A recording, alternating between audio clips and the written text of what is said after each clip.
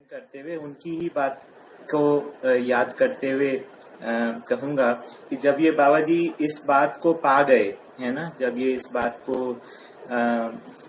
दर्शन उनको सिद्ध हो गया, उनको मिल गया, तो फिर उसके बाद में एक तर्क आया कि प्यासा कुएं के पास जाएगा या कुआं प्यासे के पास आएगा, है ना। मतलब जिसको जरूरत होगी वो उनके पास अपने आप आ जाएगा या फिर वो लोगों के पास में जाए। तो उन्होंने इसका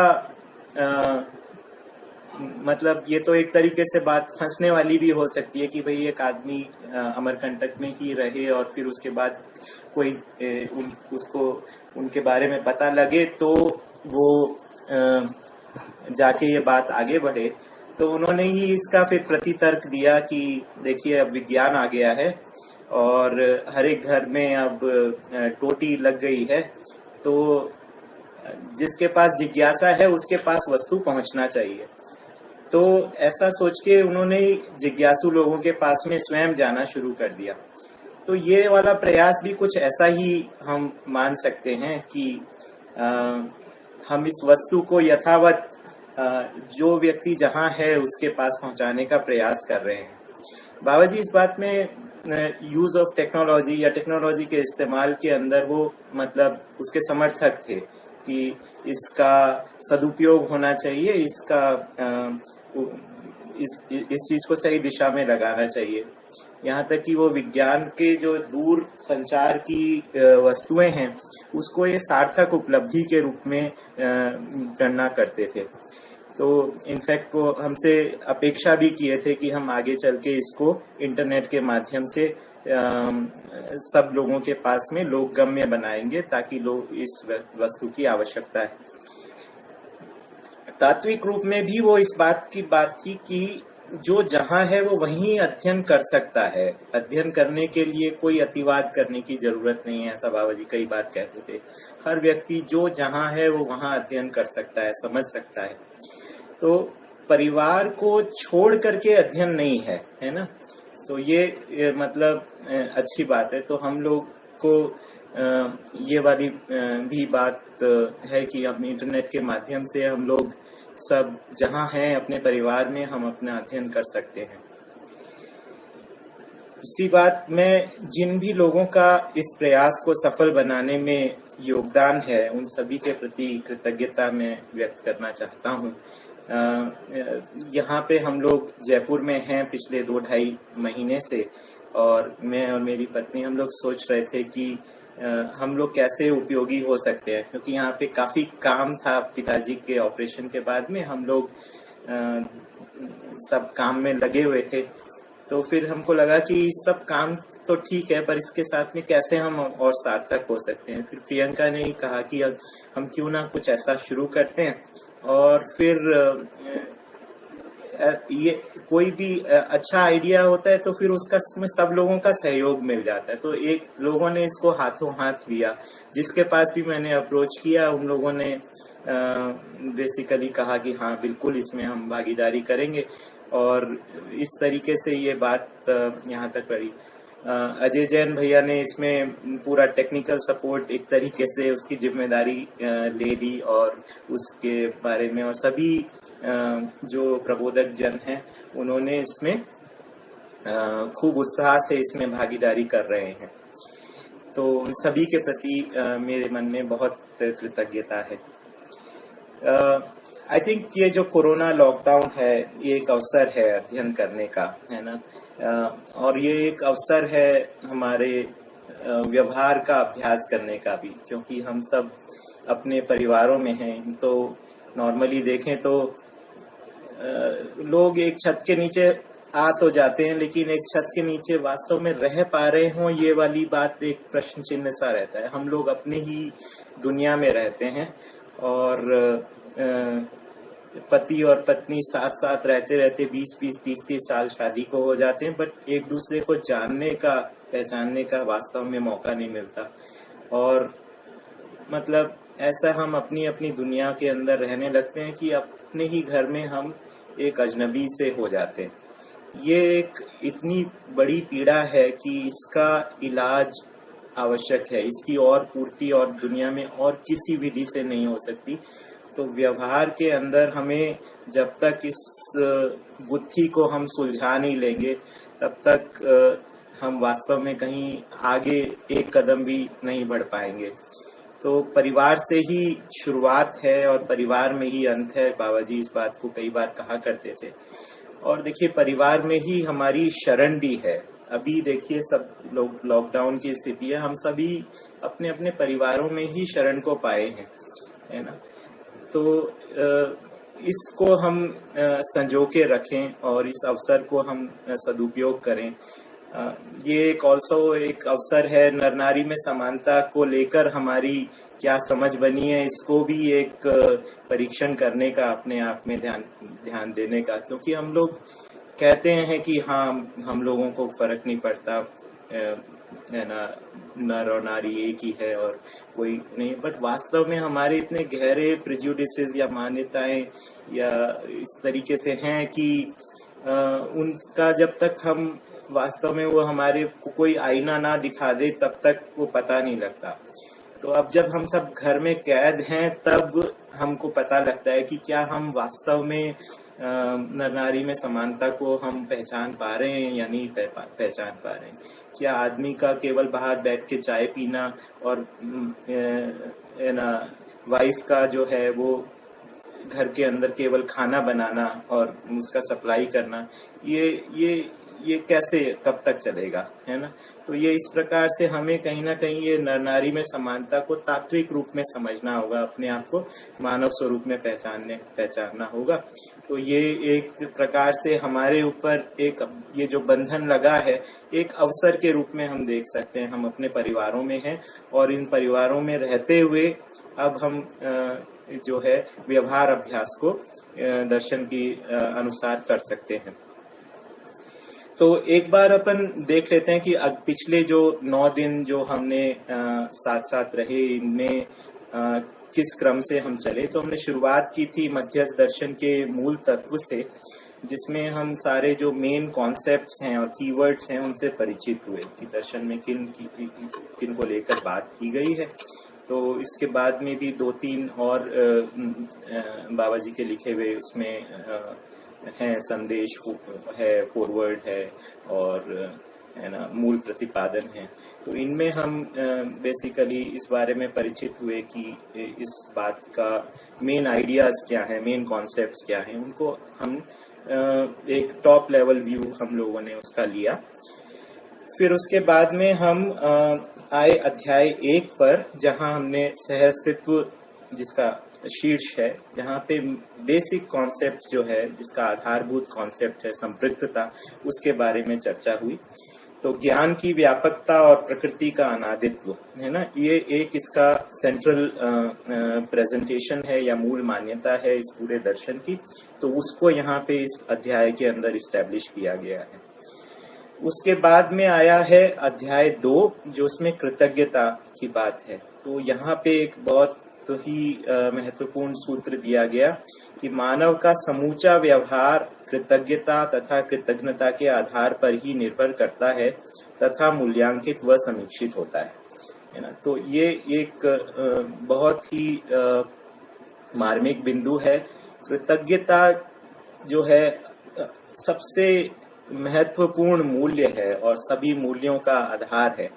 इसके बारे में मैं जितना भी सोच पाया हूँ या अपने ही व्यवहार का समीक्षा कर पाया हूँ, मूल्यांकन कर पाया हूँ, तो मुझे लगता है कि ये एक चीज है जो पकड़ने लायक है, जिसके एक सिरे से फिर पूरी बातें हमारे को पकड़ में आ सकती हैं। जैसे कई बार इस बात को प्रबोधक गणों ने कहा है, मेरे ख्याल से अजय भैया ने इस पे ध्यानाकर्षण कराया था कि ये जो पूरा विद्या का जो कॉन्सेप्ट है एक घन की तरह है, एक क्यूबॉइड की तरह है।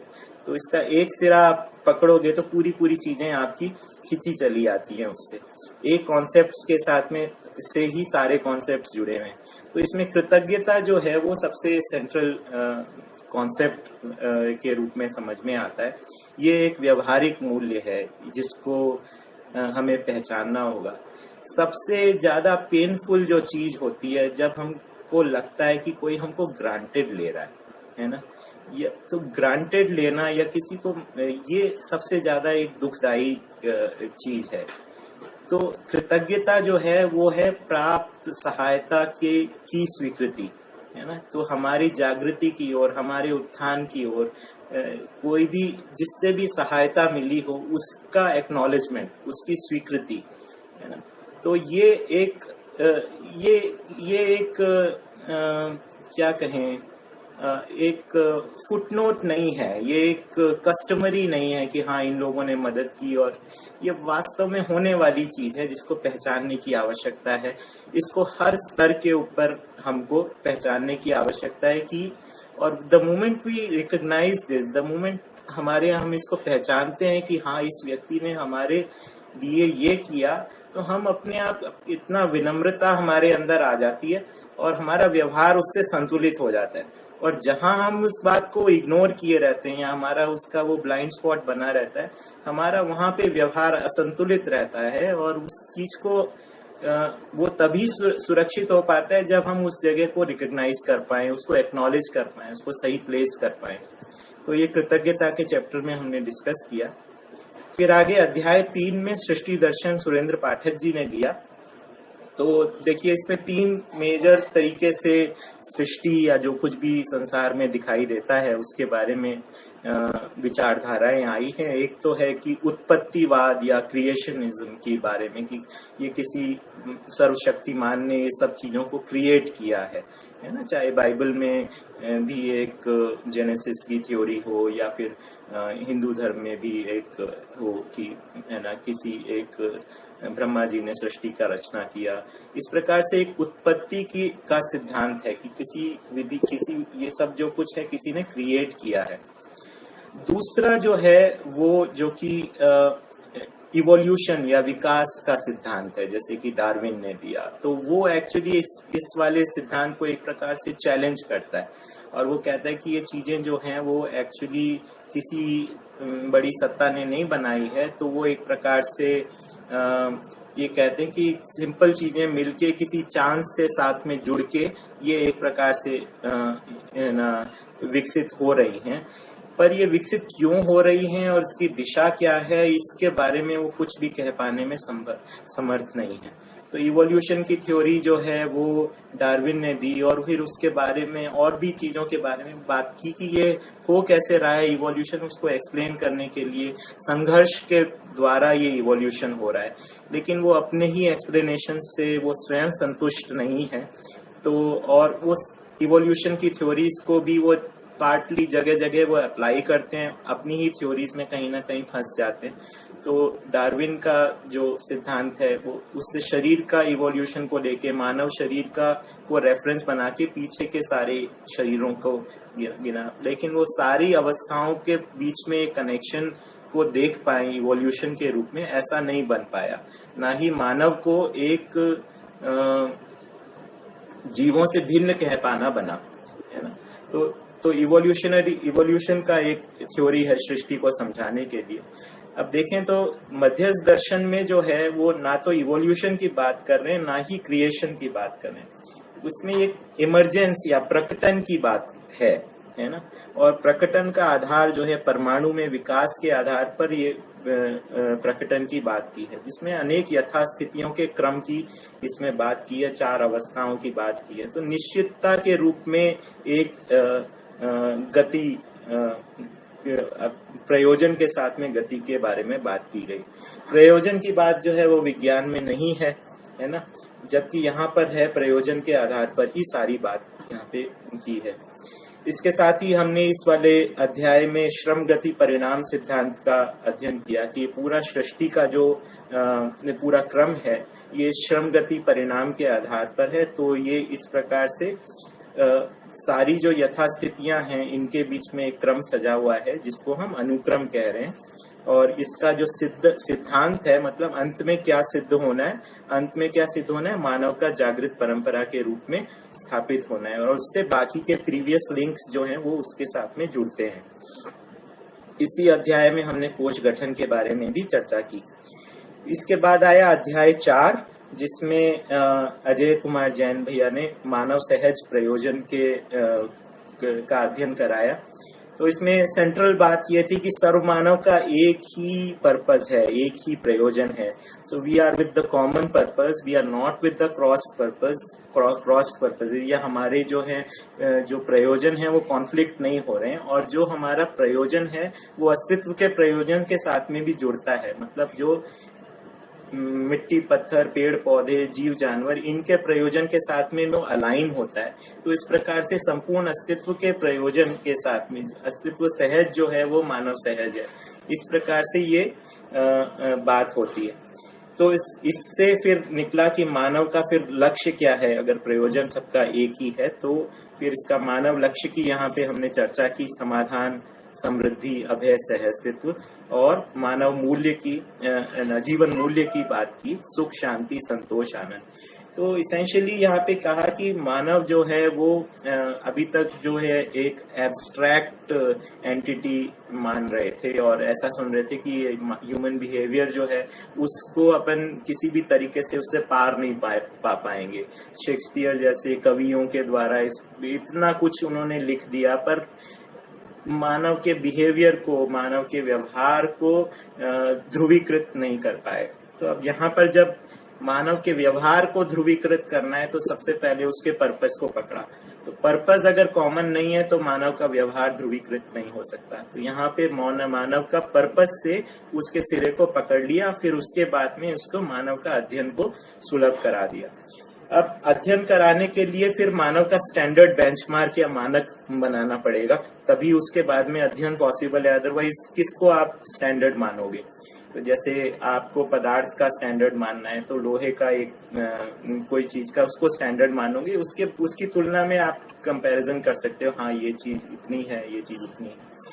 उसी तरीके से मानव का स्टैंडर्ड क्या होगा, ये वाली बात को इस्टेब्लिश करना होगा। तो इस बारे में इससे फिर ये निकला कि अनुभव मूलक विधि से जीता हुआ मानव ही जो है मानव के अध्ययन का स्टैंडर्ड है। तो इस प्रकार से जागृत स्वरूप का अध्ययन जो है वो पॉसिबल होता है। तो भ्रमित मानव का अध्ययन पॉसिबल नहीं होता है, क्योंकि वो इतना ही मतलब अगर कोई चीज अस्थिर और अनिश्चित हो तो उसका अध्ययन अपन नहीं कर सकते, है ना।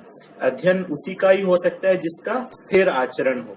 तो इस तरीके से बाबा जी ने मानवीयतापूर्ण आचरण को अनुभव मूलक विधि से होने का प्रस्तावित किया, और एक तरीके से नॉर्मल को शिफ्ट कर दिया। जो पहले होते थे it is normal to error, जैसे अजय भैया ने बताया कि अर्लियर पीपल यूज्ड टू से कि टू एरर इज ह्यूमन, है ना। मतलब गलती करना आदमी तो गलती करता ही है। यहाँ पे कह रहे हैं कि टू एरर इज इनह्यूमन, मतलब गलती करना जो है अमानवीय है। तो मानवीय क्या है? गलती करता है तो अमानवीय है। अगर गलती हो रही है तो मानव नहीं है, उससे पहले अमानव है ना, सब ह्यूमन है। तो उसमें मानव शरीर में रहते हुए चैतन्य होते हुए भी उसको मानव की संज्ञा नहीं दी है ना, उसको अमानव कहा है। फिर अमानव में दो पहचाना, पशु मानव और राक्षस मानव। फिर इस प्रकार से मानवीयतापूर्ण आचरण की व्याख्या की। फिर मानवीयतापूर्ण आचरण से अभी अधिक जो है इसको भी प्रेरणा देने वाले अति मानवीय या देव मानव, दिव्य मानव की प्रवृत्ति और स्वभाव को भी पहचाना। यहाँ पे एक और सिद्धांत इस अध्याय में हमने अध्ययन किया कि मानव सही में एक और भ्रमवश गलती में अनेक है ना। तो ये एक बहुत महत्वपूर्ण सिद्धांत है कि इससे 3-4 चीजें बेसिकली निकल के आती हैं। एक तो पहली बात, सही और गलत यूनिवर्सल कुछ होता है। सही और गलत ओपिनियन की बात नहीं है, सही और गलत यूनिवर्सली कुछ चीज सही है और कुछ चीज गलत है, इस बारे में अपन निश्चित हो गए। तो सही और गलत की अगर कुछ होता है तो सही और गलत की पहचान या सही और गलत का विश्लेषण होना भी आवश्यक है। तो ये दर्शन जो है, जैसा हमने अध्याय 1 में वो पहला सूत्र है ना जो हमने पढ़ा था, मैं नित्य सत्य शुद्ध बुद्ध परमात्मा में स्मरण करते हुए मानव व्यवहार दर्शन का विश्लेषण करता हूँ। तो ये बेसिकली ये विश्लेषण क्या है? ये सही और गलत का ही विश्लेषण है। विधि और जो है गलती और सही का ही विश्लेषण है। न्याय और अन्याय का विश्लेषण है। सत्य और असत्य का विश्लेषण है। ठीक है, लग जाए क्या सही है और क्या गलत है, तो फिर सही स्वीकार हो जाता है। अभी हम भी ये बात हम अक्सर कहते हैं कि बच्चों को सही और गलत का हमको बोध करवाने की आवश्यकता है। वो सही करना चाहते हैं लेकिन उनको पता नहीं है सही क्या है, और हम लोग उनको ऐसा बता नहीं पा रहे हैं तर्कसम्मत विधि से कि सही क्या है।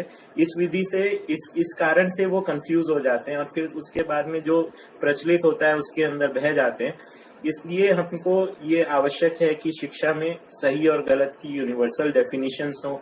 शिक्षा एक प्रयोग की वस्तु नहीं है, शिक्षा एक पद्धति है। इसमें स्टेप बाय स्टेप जो प्रयोग पूर्वक या अनुसंधान पूर्वक जो पाया गया है उसको पढ़ाने की, उसको समझाने की आवश्यकता है, ना कि हमको खुला छोड़ देने की कि उसमें कुछ भी हम प्रयोग करके अपने निष्कर्ष निकालते हैं। जो निष्कर्ष जो है अनुसंधान पूर्वक प्रयोग पूर्वक पा गए हैं उसको हमें सिखाना समझाना है। ये शिक्षा का मतलब है, ये इस प्रकार निकल के आता है। वही सही के प्रमाणित होने का स्वरूप भी है। इसी क्रम में कई क्वेश्चन आंसर्स भी आए और मेरे को काफी कुछ चीजें सीखने को उससे मिली हम लोगों को।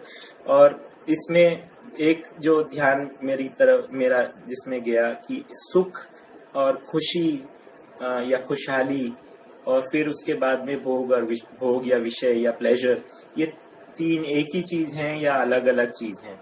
तो तो ये इसमें स्पष्ट होता है कि सुख और खुशी एक चीज तो नहीं है। जैसे सुख जो है वो तो हम कहेंगे कि ये ज्ञान या समझदारी से के बिना सुख को वहां ध्रुवीकृत किया है कि सुख जो है ज्ञान पूर्वक अनुभव मूलक विधि से जो समाधान स्वयं से उद्गमित होता है और प्रमाणित होता है, उसी को सुख या तृप्ति कहा है ना। फिर खुशी ये है वो जीने में संवेदनाओं के साथ में खुशी होती है। जैसे बच्चों की मुस्कान को देख के खुशी होती है, घर में सब व्यवस्थित चल रहा है उससे खुशी होती है, माता पिता हमारे व्यवहार से संतुष्ट हैं उससे खुशी होती है, किसी पहाड़ पे सनसेट को देखते हुए खुशी होती है। तो ये जो है मतलब ये भी एक निर्दोष चीज है, इसके अंदर कोई दोष हो ये मुझको समझ में नहीं आता। तो खुशी भी चाहिए हमको, सुख भी चाहिए। फिर उसके बाद तीसरा स्तर है जो कि भोग की बात है, जिसमें आहार, निद्रा, भय, मैथुन, इन क्रियाओं के द्वारा उत्तेजना पूर्वक हम कुछ सुख जैसा कुछ भासने की प्रयास करते हैं। तो ये वाला जो तीसरा स्तर है वो तो बेसिकली जानवरों का स्तर है। तो ये इससे ज्यादा कुछ संवेदनाओं में हो सकता है, ऐसा मानव ने कोशिश किया और उसको महसूस भी जगह जगह पर किया, परंतु उन संवेदनाओं में सुख की निरंतरता नहीं बन पाई। और ये भी देखते हैं कि हम इन सब चीजों के अंदर, जैसे मैंने जो एग्जांपल्स दिए जिसमें हम लोग खुशी को ढूंढते हैं जीने की छोटी छोटी चीजों में, बच्चों की मुस्कान में, घर में व्यवस्थित चल रहा है, माता पिता संतुष्ट हैं, या फिर पहाड़ पर सनसेट को देखना, इन सब चीजों में जो खुशी मिलती है इसकी भी निरंतरता हम बना पाए, उसके लिए हमको ज्ञान आवश्यक है। अदरवाइज इन चीजों में भी हम कुछ समय के बाद में यही जो चीज जो हमें अच्छी लग रही होती है वही चीज हमको खोखली लगने लगती है। तो उसकी निरंतरता बनाए रखने के लिए स्वयं में तृप्ति की आवश्यकता है। मेरा इस बात में ध्यानाकर्षण कराने का एक और उद्देश्य है कि ज्ञान संपन्न व्यक्ति का जीना कोई डल या बोरिंग नहीं होता है ना। ये बाबा जी को जीते हुए हम जो सब लोग देखे हैं, तो उनका एक जीने का जो तरीका था वो एक मतलब भरा पूरा जो हमको स्पष्ट होता था। जैसे अम्बा दीदी बताती हैं कि वो बचपन में मतलब साधना करते थे, पर साथ में बच्चों के साथ खूब खेलते थे, सतोलिया खेलते थे, उनको अपने कमर के ऊपर बैठा के घुमाते थे और कंधे पर बैठा के ले जाते थे और ये सब काम भी करते थे।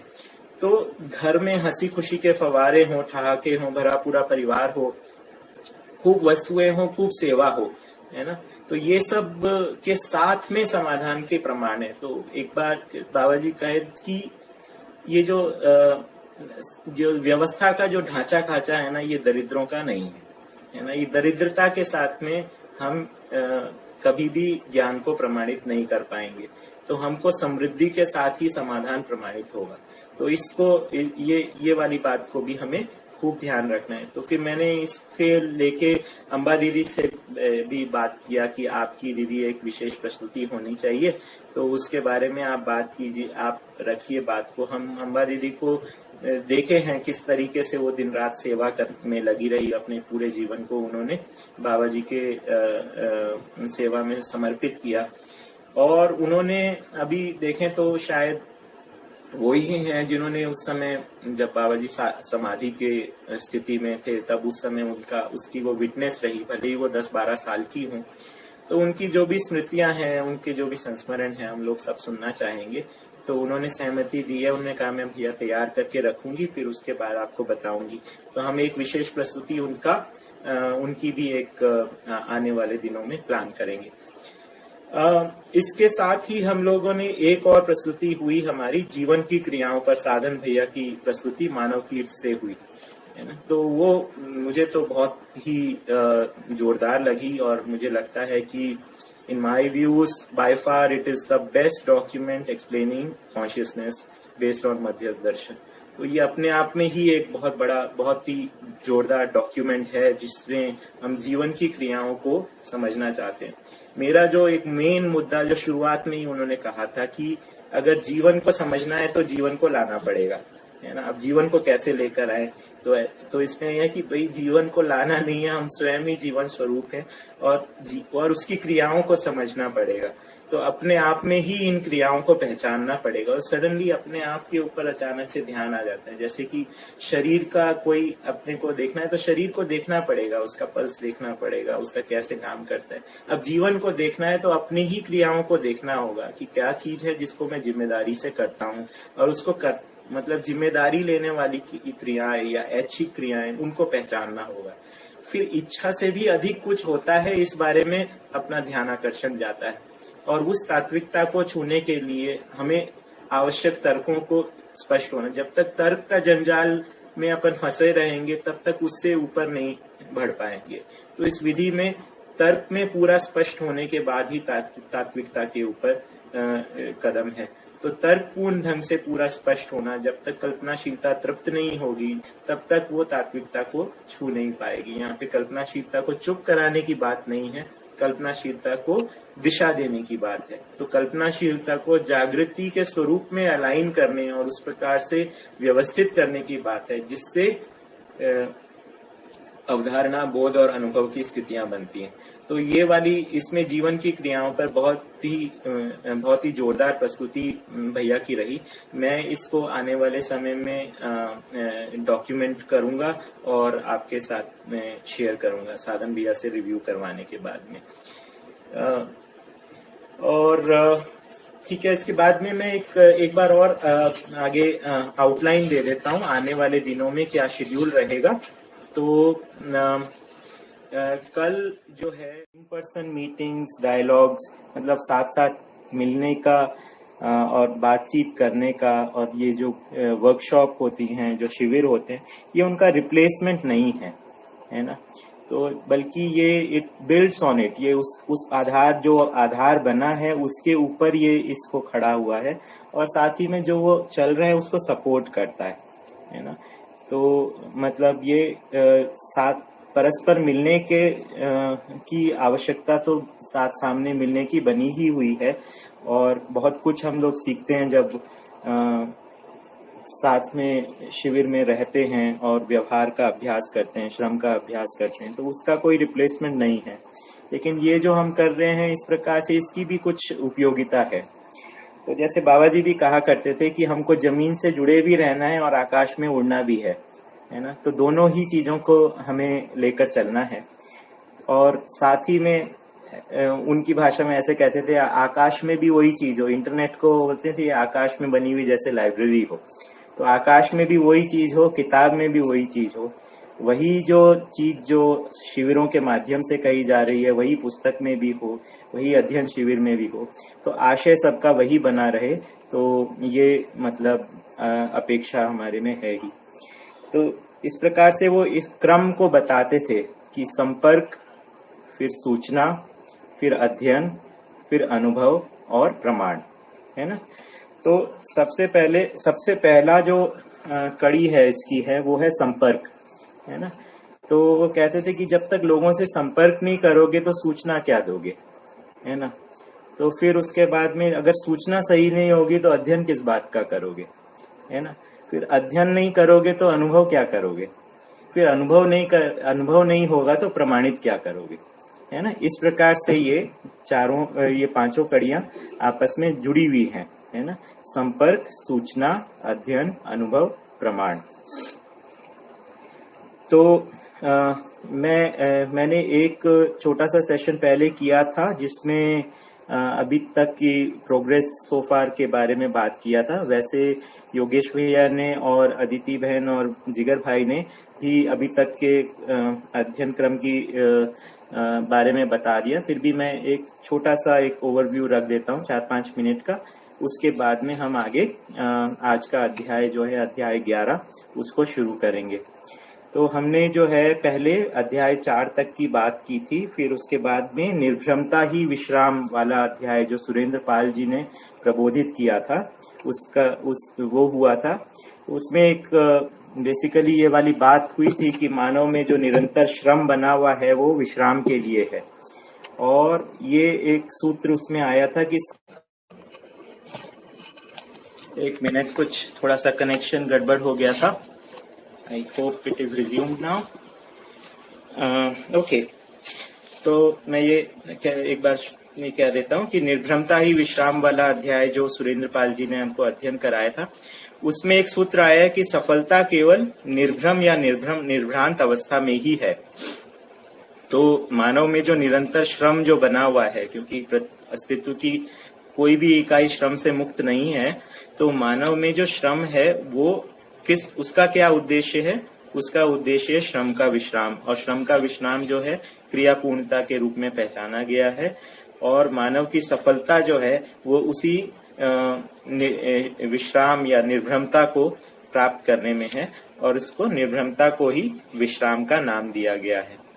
इसके बाद में श्रीमती सुनीता पाठक जी ने हमको कर्म एवं फल और मानवीय व्यवहार का अध्ययन कराया।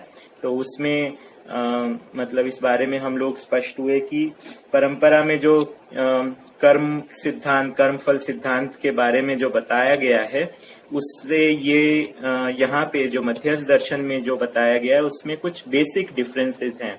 तो तो इसमें जहाँ पे जो ये हिंदू परंपरा और बौद्ध परंपरा में एक प्रकार से ऐसा मैसेज सा आता है कि हर एक का अपना अपना कर्मों का जैसे एक अकाउंट होता है, और है ना, कर्म करो और फल की इच्छा मत करो, और करने वाला भी आप नहीं हो, करने वाला कोई और है ना। तो यहाँ पे जो है ये बिल्कुल स्पष्ट कहा गया है कि मानव ही करता है, और प्रत्येक कर्म में कर्ता, उद्देश्य, कारण, प्रभाव और फल जो है वो निहित है ना। और जो फल की कामना ना करो इस प्रकार से की बात नहीं है, क्योंकि संपूर्ण व्यवहार कर्म से मानव ने सुख की कामना की है ना। और साथ ही ये भी बात इसमें आई है कि मानव के जो सभी मानवों के जो कर्म हैं और उनके जो फल हैं वो अंतर संबंधित हैं। मतलब एक आदमी गलती करता है, गलत कर्म करता है, तो उसका फल जो है खाली वो ही नहीं भोगता है, सारा संसार भोगता है ना। जैसे अभी भी जो मतलब हम सब जो हो रहा है, गलती शायद कुछ व्यक्तियों की रही हो, लेकिन उसका फल जो है वो सभी भोग रहे हैं, है ना। किसी एक देश के कुछ लोगों ने एटम बम को डाला, लेकिन उसकी त्रासदी को अभी तक लोग भोग रहे हैं। तो इस प्रकार से ये बहुत आवश्यक हो जाता है कि हम मानव के अंतर संबंधों को पहचाने, मानव जाति और मानव एक हैं ये पहचाने, और सबकी जागृति क्यों आवश्यक है इसको पहचाने। अकेले अकेले का जागृति, अकेले अकेले की मुक्ति, इस प्रकार का कोई डिजाइन बनता नहीं है। इसलिए परंपरा की आवश्यकता जो है इस दर्शन से निकल कर आती है। तो यहाँ पे जो है इंडिविजुअल सैल्वेशन या इंडिविजुअल मुक्ति की बात नहीं है, बल्कि परंपरा के अंदर निरंतरता के रूप में मानव जाति की जागृति की बात यहाँ पर की गई है। फिर उसके बाद में हमने दो अध्याय जो हैं श्री योगेश शास्त्री ने हमको करवाए, पद एवं पदातीत और दर्शन, दृश्य और दृष्टि। तो इसमें हमने पद और पदातीत में जो कहा, जो कुछ भी सृष्टि है वो जो है अलग अलग, ऐसा ये फ्लैट नहीं है। जैसे कभी कभी एक मैसेज आता है ना कि सारा वर्ल्ड इज फ्लैट, ऐसा नहीं है। इसके अंदर पद हैं, है ना। तो जड़ पद एक है, जिसको प्राण पद चक्र कहा है, फिर उसके बाद भ्रांत पद चक्र कहा है, और देव पद चक्र और दिव्य पद चक्र। इस तरीके से प्लेन्स ऑफ एग्जिस्टेंस या फिर अस्तित्व में पदों की बात कही है और पद चक्रों की आवर्तनशीलता की यहाँ पर बात की गई है। और साथ ही में एक पदातीत, यानी कि सभी पद जिसमें समाये हैं उस व्यापक सत्ता की भी बात की है। तो पदातीत और पद की बात जो है योगेश भैया ने इसका तात्विक अध्ययन हमको कराया। फिर उसके बाद में दर्शन, दृश्य और दृष्टि, इसके बारे में बात हुई। तो इसमें मेन जो मैसेज जो था कि जो दृष्टा कौन है, अगर अस्तित्व में एक दृष्टा के रूप में किसी को पहचाना जाए तो उसमें पता लगता है कि जीवन ही देखने वाली इकाई है, इसके अलावा और कोई दृष्टा नहीं है, है ना। तो ये जो है परंपरा में जो बताया गया है कि ईश्वर ही दृष्टा है, ईश्वर ही करता है, ईश्वर ही भोगता है, यहाँ पर जीवन दृष्टा है, मानव को कर्ता और भोक्ता के रूप में पहचाना गया है। और सहअस्तित्व यानी जो कुछ भी है वो सहअस्तित्व स्वरूप में है, वो हमारे लिए दृश्य है ना। और दृश्य का दृष्टि पूर्वक जो के योग में जो क्रियाकलाप है उसको दर्शन कहा। तो एक बार बाबा जी के साथ में बात कर रहे थे तो उन्होंने कहा कि देखो मैं देखने वाला हूँ और ये सब कुछ जो मुझे दिखता है वो दृश्य है। तो सब कुछ देखने वाला मैं और जो कुछ भी दिख रहा है वो दृश्य, और हम दोनों के संयुक्त रूप में जो क्रियाकलाप हो रहा है उसका नाम है दर्शन। तो मैं जब इसका दर्शन करता हूँ तो ये तुम्हारे लिए वो दृश्य हो जाता हूँ, है ना। तो मैं तो उस तरीके से तुम उस दृश्य का तुम दर्शन करते हो, और वो जब तुमको समझ में आ जाता है तब वो तुम्हारा दर्शन हो जाता है। इस प्रकार से ये व्यक्ति से व्यक्ति तक अध्ययन की परंपरा होती है। तो ये बेसिकली एक सीधा सच्चा रास्ता है, ऐसा समझ में आता है, जिसको शिक्षा विधि से लाया जा सकता है। अगला फिर चैप्टर अपने को अदिति बहन और जिगर भैया ने करवाया था, जो कि कल करवाया था क्लेश मुक्ति का। तो यहाँ पे मुक्ति या सेल्वेशन की आशा सर्व मानव में पाई जाती है। तो इसमें परंपरा में जो मुक्ति जिसको कहा गया है ना, वो एक किसी प्रकार के आवागमन से मुक्ति यानी जन्म मरण से मुक्ति को लेकर मुक्ति की बात की गई है ना। यहाँ पर जो है वो भ्रम मुक्ति की बात की गई है। भ्रम मुक्ति से क्लेश मुक्ति, क्लेश मुक्ति से जागृति प्रमाण की बात यहाँ पर की गई है। तो बेसिकली भ्रम मुक्ति होती है, उसके साथ में क्लेश मुक्ति होती है। क्लेश मुक्ति, क्लेश का मतलब है कि हर तरीके का कॉन्फ्लिक्ट, किसी भी तरीके की संसार को क्लेश स्वरूप जो है परंपरा में बताया गया, यहाँ पर संसार को व्यवस्था के स्वरूप में बताया गया कि हमारे भ्रम से ही हम संसार को क्लेश स्वरूप देख रहे हैं, जबकि वास्तव में संसार अपने आप में एक व्यवस्था है और हम स्वयं व्यवस्था स्वरूप में जीकर उस व्यवस्था में भागीदारी कर सकते हैं। तो आगे जो है हम अब अध्याय 11 को लेंगे। तो बेसिकली इसमें ये जो अध्याय है वो योग के बारे में है।